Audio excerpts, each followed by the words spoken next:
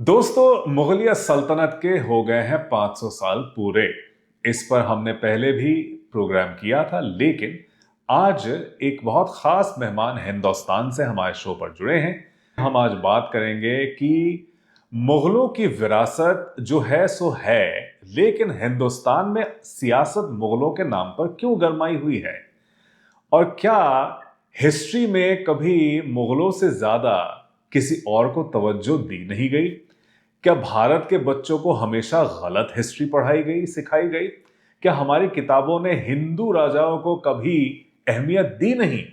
ये दायाबाजों की तरफ से इल्जामात लगते रहते हैं, लेकिन क्योंकि अब वो इख्तिदार में हैं, तो इस वजह से ये आवाजें अब और भी ज्यादा तेज हो गई हैं। 500 साल बाद मुगलिया सल्तनत का क्या हश्र हुआ है हिंदुस्तान में, जानने के लिए आइए हम खुशामदीद कहते हैं डॉक्टर सम्यक घोष को। डॉक्टर सम्यक घोष पीएचडी हैं, कोलंबिया यूनिवर्सिटी से तालीम याफ्ता है और आजकल एनएलएसआईयू यूनिवर्सिटी में हिंदुस्तान में आप पढ़ाते हैं और हिस्टोरियन हैं। तो हिस्टोरियन से ही पूछते हैं क्या कैसे हम इस हिस्ट्री को समझें। सम्यक घोष, बहुत शुक्रिया, आपने हमें टाइम दिया। खुशामदीद। Thank you, Mani, for having me in your show. Samyak, we will keep this conversation in both Hindi and English so that it reaches a wider audience. And of course, our familiarity with the other languages is a bit more, I believe. So we will keep it mixed. So, Samyak, it's disturbing to see that the communal politics that we see around the name Mughal is growing by the day. We are seeing television interviews with right wing ideologues who are painting the Mughals in very negative light even today, when there's absolutely no need to do that. I mean, they are no longer a factor anyway, so why kick a dead horse? Why flog a dead horse? At the same time, we also see these complaints that historians in the past only talked about the Mughals at the expense of other dynasties and other kings. Is that how modern historians look at history? A story of kings and queens? No, a simple answer to that question, a very straightforward answer to that question is no. Historians do not, I mean, professional historians, historians who work in the academy, there are multiple ways in which we engage with history. इतिहास जो है हमारे लिए सिर्फ राजाओं की कहानी नहीं है और सिर्फ सियासत भी नहीं है। तो इतिहास के कई सारे पन्ने हैं, कई सारे रंग हैं, and we engage with all of that. So a simple answer to what you asked in the end is that. लेकिन there are two things I want to point out जो कि आप कुछ देर पहले बात कर रहे थे उसके बारे में। एक तो आपने कहा why flog a dead horse. मुझे ऐसा लगता है कि जो मुगल सल्तनत है या फिर मुगल बादशाहों के बारे में जो भी कहा जाता है या फिर जो मुगल तारीख है,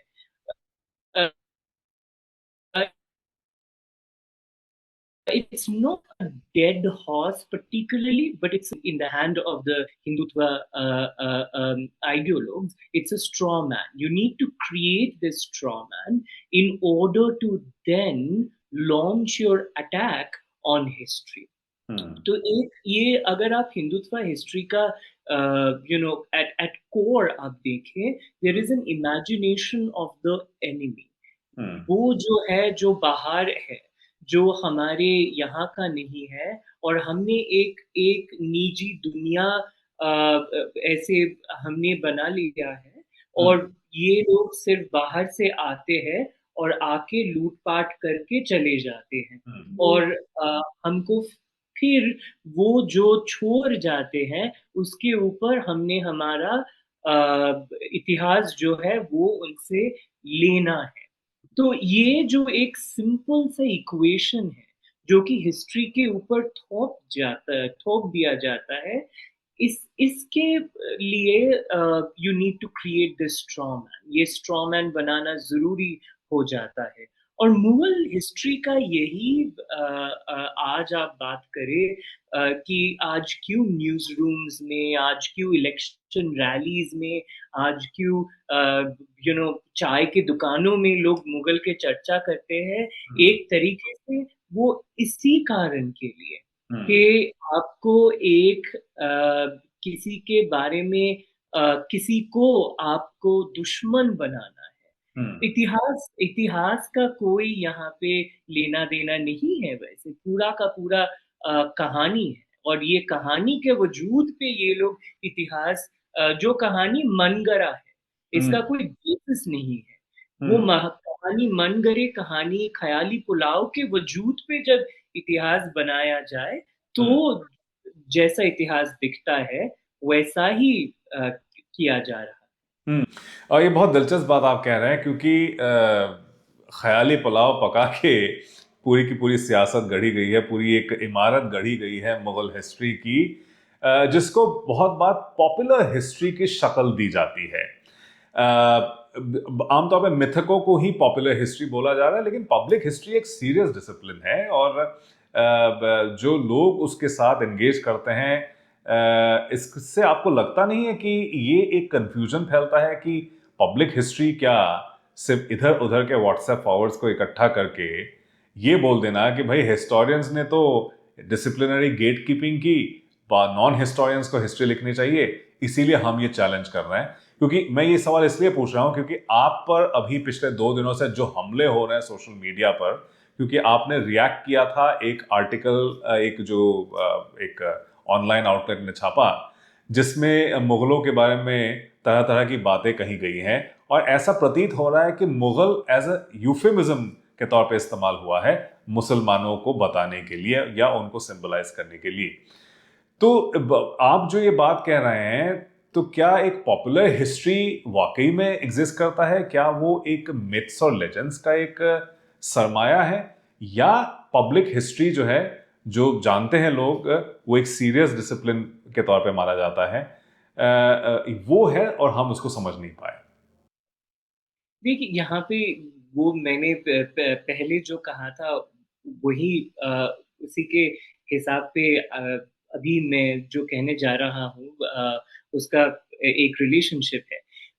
पहली बात ये है कि ये जो मनगढ़ा कहानी रचा जा रहा है, इसके एक खासियत ये है कि यहाँ पे एक षड्यंत्र दिखाना बहुत ज़रूरी हो जाता है। अगर आप षड्यंत्र नहीं दिखा पा रहे हो, तो आप कैसे लोगों को ये बात कहोगे कि सालों से ये सब होते आ रहा है, अब आपको इसके अलग सा कुछ करना है। तो ये जो षड्यंत्र का बात किए जाते हैं ऐसे नैरेटिव्स में, उसमें एक तो मुगल का बात होता है और दूसरा बात जो होता है मुगलों के बारे में जिन तारीखदानों ने लिखा है, तारीख या इतिहास जो भी आप कहें, और ज्यादातर आप देखोगे एक विदाउट एनी बेसिस कहते हैं कि लेफ्टिस्ट। ये लेफ्टिस्ट क्या है, क्या क्या कुछ ये जानने का किसी को दरकार नहीं है, किसी को जरूरत नहीं है, सिर्फ आप कह दीजिए लेफ्टिस्ट मार्क्सिस्ट हो गया। तो ये जो एक सिंप्लीफिकेशन, एक बहुत क्रूडिफिकेशन है, ये बहुत ही क्रूड नैरेटिव खड़ा किया जाता है और इसके वजूद पे अटैक्स किए जाते हैं। तो ये व्हाट्सएप आप कहें या फिर ट्विटर आप कहें, इसका जो वर्ल्ड है, जो सोशल मीडिया का वर्ल्ड है, उसमें एक हिस्ट्री का खुद का सोशल मीडिया लाइफ, जैसे हम कहते हैं हिस्ट्री का पब्लिक लाइफ, वैसे ही सोशल मीडिया लाइफ है और उसमें ये सब नैरेटिव्स बहुत चलते हैं। लेकिन इसका पब्लिक हिस्ट्री से कोई लेना देना नहीं है in my opinion. Primarily because public history, जैसे आपने कहा, बहुत ही सीरियस डिसिप्लिन है और डिसिप्लिन का बात अगर आप छोड़ ही दे तो भी पब्लिक हिस्ट्री हम जैसे देखे दुनिया के कोने कोने में प्रैक्टिस किए जाते हैं, जहाँ पे एक तौर पे द क्वेश्चन इज कि इतिहास और जनजीवन ये दोनों में रिलेशनशिप क्या है और कैसे ये दोनों रिलेशनशिप को इस्टेब्लिश किया जाए। तो तरह तरह के लोग पब्लिक हिस्टोरियंस होते हैं और प्रैक्टिस करते हैं। It's not just that professional historians public history के साथ जुड़े हुए होते हैं। राइट। तो दैट इज द थिंग, यहाँ पे पब्लिक हिस्ट्री का कोई बात नहीं है। यहाँ पे जो बात है, और पब्लिक एक एक पब्लिक हिस्ट्री के, it becomes about public history, वो ये है कि एक पब्लिक ओपिनियन वो तैयार किया जाता है, वो मैन्युफैक्चर किया जाता है through these through these narratives. तो वो एक ऑपेड हो सकता है, वो एक वीडियो हो सकता है, वो एक फिल्म हो सकता है, वो एक इलेक्शन रैली का स्पीच हो सकता है। और वहां अगर आप किसी को कुछ भी, अगर आप कह दे कि 1200 साल का स्लेवरी है ना, जो कि या फिर प्रधानमंत्री अगर आप, नरेंद्र मोदी ने जीतने के बाद बोला था 2014 में हाँ, इलेक्शन। 1200 साल का स्लेवरी, या फिर अगर आप कह दे कि बाबर के औलाद एटसेट्रा एटसेट्रा, ये सब जो फ्रेजेस हैं इनका कोई आप अगर देखें तो इन ये सब इस्टेब्लिश करने का जरूरत नहीं है, कहना ही काफी है। तो ये फ्रेजेस जो है ये अपने आप पे ऐसे फ्रेजेस है जो कि आप अगर आप वो बात करो कि ये तो एविडेंशियरी बेसिस कुछ नहीं है, हिस्टोरिकली इनकरेक्ट है, जो कह रहा है उसको भी पता है, उसको भी पता है ये सब इनकरेक्ट है, जरूरत नहीं है। द तो द सभी आप ये बात पॉइंट। करें, मैं आपकी बात को काटना नहीं चाह रहा, लेकिन उससे एक मेरे दिमाग में एक बात आई है। तो ये आप जो ये बात कह रहे हैं बहुत इंपॉर्टेंट है। इससे क्या हम ये समझें कि ये जो भारत में पिछले 12 सालों से चल रहा है, जिस तरह की बातें हो रही हैं, जिसका आधार आज की हमारी गुफ्तगू भी बनी है, ये दरअसल हिस्टोरियंस को सुलझाना नहीं है, ये पॉलिटिकल इशू है जिसको पॉलिटिकली इसका हल निकालना चाहिए। फैक्ट चेकिंग के जरिए, हिस्टोरियंस के बैठ के डायलॉग के जरिए, किताबों के जरिए इसका हल नहीं हो सकता है। To some extent I agree with you, but to some extent ये जो बात आप अभी आपने कहा है वो एकदम बिल्कुल सही बात है कि ये सिर्फ सिर्फ हिस्टोरियंस इसके बारे में कुछ नहीं कर सकते।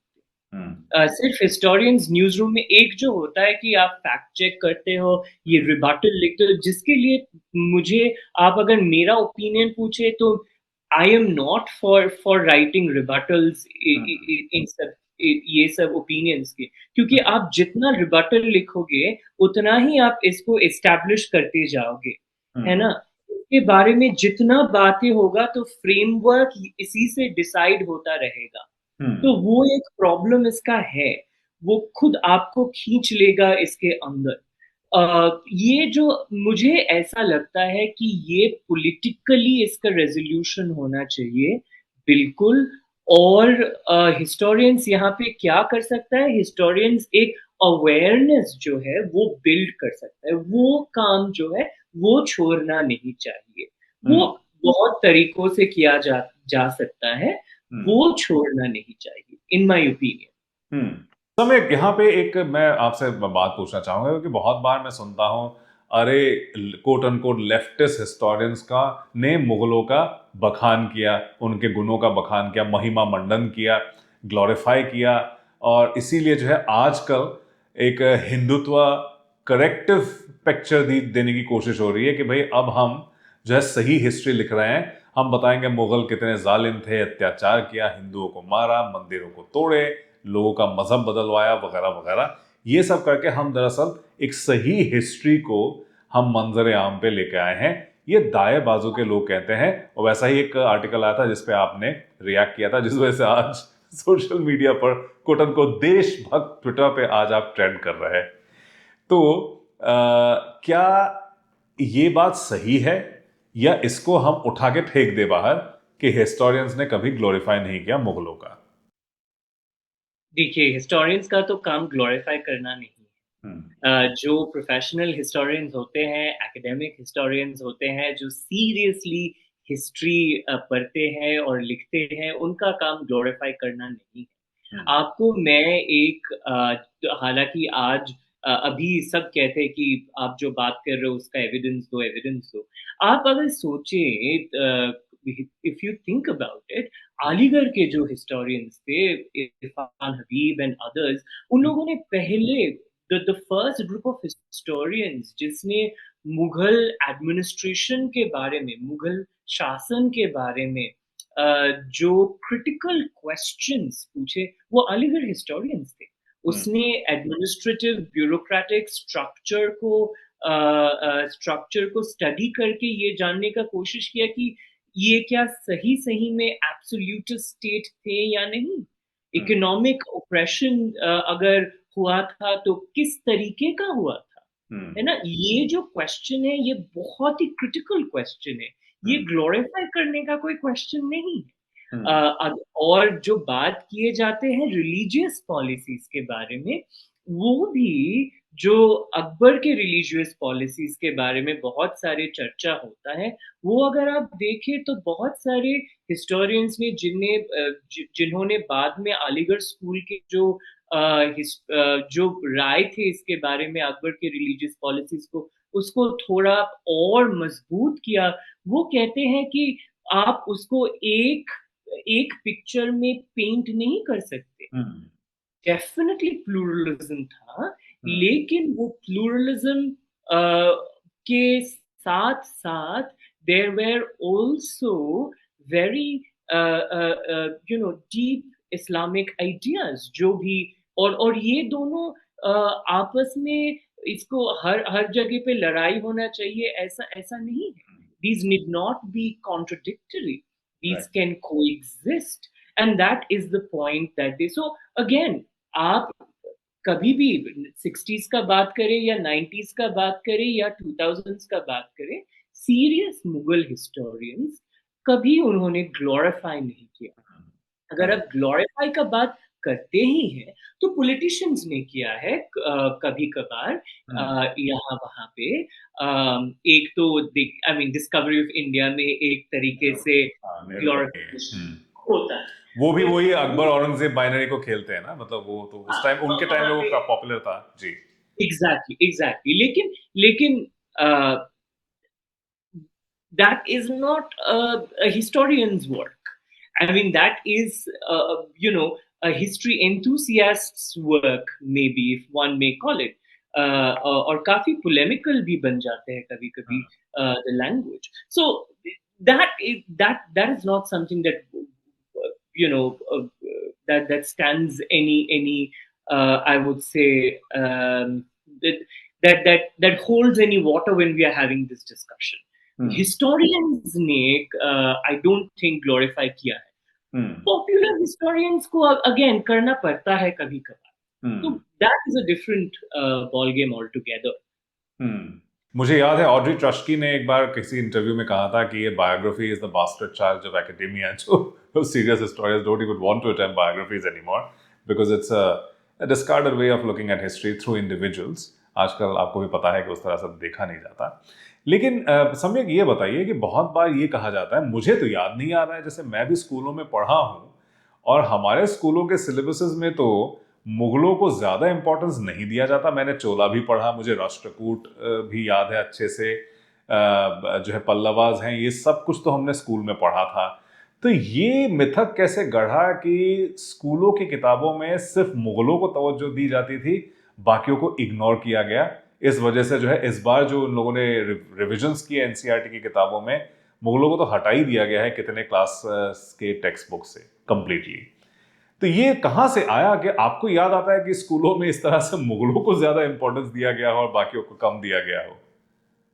ऐसा ऑनेस्टली ऐसा नहीं है कि मुगलों को ज्यादा इंपॉर्टेंस और बाकी को कम इंपॉर्टेंस, लेकिन एक बात ये भी है कि अगर आप मुगल शासन के बारे में बात करें 1526 से लेकर के एक हार्ड स्टॉप हम 1707 में डाल सकते हैं, ठीक है। ये 1526 से 1707 आप बाद का बात छोड़ ही दीजिए, 1526 से 1707 almost 2 centuries, almost an empire that lasts almost 2 centuries and leaves record.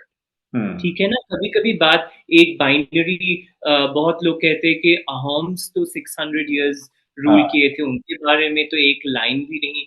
Certainly I mean school के किताब में कितने लोगों ने नॉर्थ ईस्ट के बारे में पढ़ा है, अहोम्स तो छोड़ ही दीजिए आप। लोगों को अगर नॉर्थ ईस्ट के बारे में पता है कितने व्हाट आर द 7 states, तो भी I don't think most Indians can tell that. लेकिन बात ये है कि अहोम्स के बारे में आप अगर बात करना चाहते भी हो, तो आपको सोर्सेज में आप जाओगे तो वही पर्शियन सोर्सेज में जाना पड़ेगा आपको, या फिर बुरंजीज में जाना पड़ेगा। बुरंजीज जो है, मैं खुद बुरंजीज के ऊपर काम किया हूँ, और बुरंजीज जो है, ज्यादातर बुरंजीज 17 लेट 17 अर्ली 18 सेंचुरी से है, ठीक है। तो इट्स वेरी डिफिकल्ट, और वो भी इतने ज्यादा भी नहीं है। तो इट्स वेरी डिफिकल्ट, देन आपको मटेरियल सोर्सेज में जाना पड़ेगा, विजुअल मटेरियल में जाना पड़ेगा। तो it's very difficult to then construct history. And ये बात ये भी है कि अभी आपको ये जानना बहुत जरूरी है कि history is a changing discipline. 20 साल पहले अहोम्स के बारे में हमको उतना नहीं पता था, अभी जो पता है। या फिर आप विजयनगर के बारे में बात करें, या फिर बहमनी के बारे में बात करें, या फिर मराठास के बारे में बात करें, ये सब हिस्ट्री का जो है, इट्स अ चेंजिंग डिसिप्लिन, और नए तथ्य के साथ, नए इंटरप्रिटेशंस के साथ बहुत सारे गैप्स फिल किए जाते हैं। एक मुगल का जो एडवांटेज यहाँ पर है, वो ये है कि द हिस्टोरियोग्राफी, और उसी हिस्टोरियोग्राफी में state, administration, bureaucracy, revenue, economy, culture, इन सब पे फोकस। तो इसीलिए स्कूल की किताब में एक चैप्टर आ ही जाता है कि रेवेन्यू, ब्यूरोक्रेसी, इकोनॉमी, क्योंकि आपको उसके बाद पढ़ना है कि कंपनी एडमिनिस्ट्रेशन क्या था। और company administration in the late 18th century is constantly referencing the Mughals. Company law is constantly referencing the Mughals. तो आपको मुगल के बारे में जानना जरूरी है। नहीं तो आप नहीं जान पाओगे, नहीं तो आप ये कहोगे कि मुगल्स भी कॉलोनियल्स थे, कंपनी भी, ईस्ट इंडिया कंपनी भी कॉलोनियल है। एक आर्गुमेंट दिया जा रहा है टीवी पे, नेशनल टीवी पे। हाँ, यही आर्गुमेंट दिया जा रहा है नेशनल टीवी पे।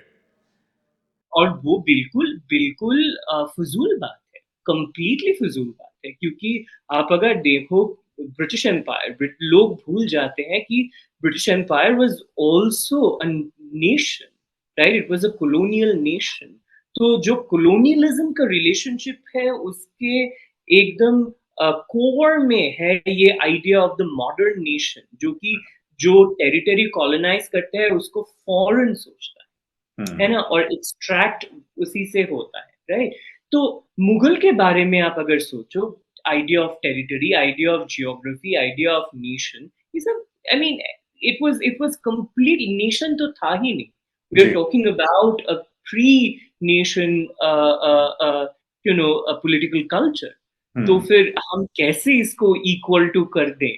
तो आपको ए हिस्टोरिकल बनना पड़ेगा to do this, which is why I am saying all of this is deeply historical. इसमें हिस्ट्री है ही नहीं, एक भी छटक हिस्ट्री इसमें नहीं है।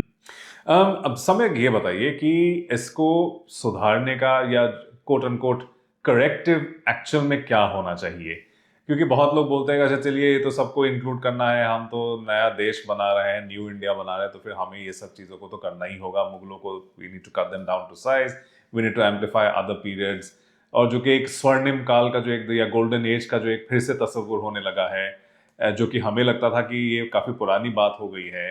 रैंकियन पॉजिटिविज्म को फिर से सेंटर स्टेज दिया जा रहा है, जबकि डिसिप्लिनरी डिस्कोर्स तो काफ़ी आगे बढ़ चुका है। तो so we are actually going back and trying to turn the clock back, लेकिन बहुत लोग जानते नहीं है, और जनमानस में हिस्ट्री क्या है, ये सिर्फ फैक्ट्स और फिगर्स नहीं है, इसके आगे भी बहुत सारी चीजें हैं। राजा महाराजाओं की कहानी नहीं है, ना ही एम्पायर्स की कहानी है। इस चीज को कैसे लोगों के दिमाग में फिट करें, क्योंकि जो भी कोट अनकोट हाई लेवल बातें होती हैं वो तो यूनिवर्सिटी के क्लासरूम में होती है, और आम लोगों तक ये बात पहुंचती नहीं है।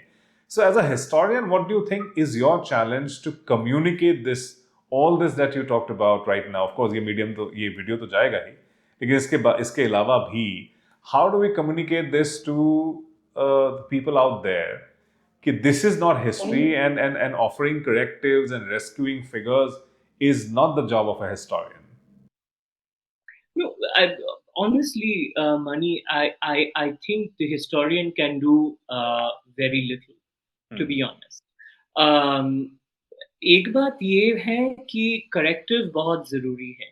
हम ये कर सकते हैं as a historian, what can I do? I can write histories जो कि न्यू मेथोडोलॉजी के ऊपर बेस किए गए हैं। राइट, इन मुगल स्टडीज आप अगर देखें, हम अभी historians for the last 20 years or so, there is a new turn in Mughal studies, ठीक है, जहाँ पे पावर को कल्चर के थ्रू स्टडी किया जाता है, कल्चर और पावर का इक्वेशन समझा जाता है, और अभी लोग history of science, history of material culture, ये सब के आधार से मुगल हिस्ट्री को पर connected geography, connected history, connectedness, trans regional empire, ये सब नए तरीके हैं हिस्ट्री को समझने के लिए। लेकिन आप जो बात कर रहे हैं, ये सब पब्लिक तक कैसे पहुंचाया जाए, ये बातें जो है, तो इसका मुझे लगता है जो उपाय है वो बहुत कम है। एक बात तो मैं मानता हूँ कि क्लासरूम्स होना बहुत जरूरी है। क्लासरूम्स में ये डिस्कशंस होना बहुत जरूरी है, लेकिन वो भी बहुत ही एक तरीके से इंसुलर स्पेसेस है, क्योंकि सिर्फ कुछ छात्र वहाँ पे पढ़ते हैं, है ना। और दूसरा बात जो है कि ये जो पब्लिक फेसिंग स्कॉलरशिप है, ऑपिड्स लिखना या फिर इंटरव्यू में बातें करना, ये सब एक एक तरीका हो जाता है। लेकिन मुझे मुझे लगता है ये सब भी after a point of time वही 20% तक इसका असर होगा। बाकी के 80% में जो बातें हैं वो बातें ऐसे ही चलता रहेगा। लेकिन उसके लिए पॉलिटिकल चेंज होना बहुत जरूरी है। And that's the thing, because ज्यादातर बातें उसी अरीना में होते, पॉलिटिक्स के अरीना में हो रहा है ना। तो दैट इज, उसमें इंटरवीन करना जो है वो ये पब्लिक फेसिंग स्कॉलरशिप के जरिए लोग कर सकते हैं। मैं ये मानता हूं कि आपके पब्लिक फेसिंग स्कॉलरशिप या फिर पॉपुलर हिस्ट्री, ट्रेड मार्केट के लिए किताब लिखना, ये सब आपको डम डाउन नहीं करना चाहिए, लेकिन आपको सिंप्लीफाई करना चाहिए। सिंप्लीफाई और डम डाउन एक बात नहीं। तो वो मुझे मेरा मानना है। आखिर में ये बताइए सम्यक, क्योंकि ये सवाल बड़ा अहम हो जाता है कि why should we study the Mughals? Why should we keep the focus on the Mughals? ऐसी क्या बात थी जो उनको अलग करती थी? What set them apart from other big polities in South Asia? Why should we continue to focus on the Mughals? Because it's been 500 years and we don't seem to get enough of them. Well, I mean, it's not just we don't seem to get enough of them, Mani. I'll just give you one example. The English playwright John Dryden. Yes. Aurangzeb, yeah. His famous play Aurangzeb was a popular play in 18th century Britain, right? So the thing is that the Mughals were always, and this is what I keep repeating, the Mughals were always popular. It's not as if they're popular right now. Everyone was, from the Jesuits to the Italians to the French to the Portuguese to the Dutch. Rembrandt, look at Rembrandt's sketches. To the English, everyone was awestruck by the opulence, the grandeur, the magnanimity, the glory, and all of that came together into this phrase, the great Mughals, the grand Mughal, right? The grand Mughal, right? So आज के जो popular historians है या फिर आज के जो Hindutva historians है, उन्होंने कुछ नहीं किया, literally zero. In making the Mughals were way more popular much before this. The Mughals, उन लोगों के बारे में चर्चा तब भी हो रहा था और अब भी हो रहा है। And I think that is the reason why we should study the Mughals, क्योंकि ये जानना बहुत जरूरी है किसी भी इतिहास के छात्र और या किसी भी हिस्ट्री स्टूडेंट के लिए कि ये how do his an empire remain relevant. वो आज नहीं 500 साल से relevant रहा है. And what is this? Why? And this relevance is something. This is something that one ought to know कि कुछ तो है ये इस empire के बारे में जो कि लोगों को एक इंटरेस्ट जो है वो दिला और तरह तरह का इंटरेस्ट, रूमर्स, ये वो, अनारकली वगैरह वगैरह वगैरह. मुगल तो ये कह ही सकते हैं नहीं, जैसे अल्लामा इकबाल ने कहा था, कुछ तो बात ऐसी है कि हस्ती मिटती नहीं हमारी, सदियों दुश्मन रहा है दौरे ज़मा मेरा. नहीं, तो Mughals can certainly say that. Absolutely. कोई शक नहीं. Samyak Ghosh, lovely speaking with you. बहुत शुक्रिया आपने हमें टाइम दिया, and I look forward to having more such conversations in the future. Thank you Mani, it was a pleasure. दोस्तों, ये तो थे हमारे साथ डॉक्टर सम्यक घोष, जो हिंदुस्तान से जुड़ रहे थे और बता रहे थे कि मुगलों को पढ़ना क्यों जरूरी है और जो तरह तरह की किंगवदंतियां गढ़ी गई हैं उनके बारे में कितनी हकीकत है, कितने पॉलिटिक्स की वजह से वो वजूद में आए हैं, आप बता रहे थे. अगले एपिसोड तक दीजिए इजाजत. अपना बहुत ख्याल रखिए.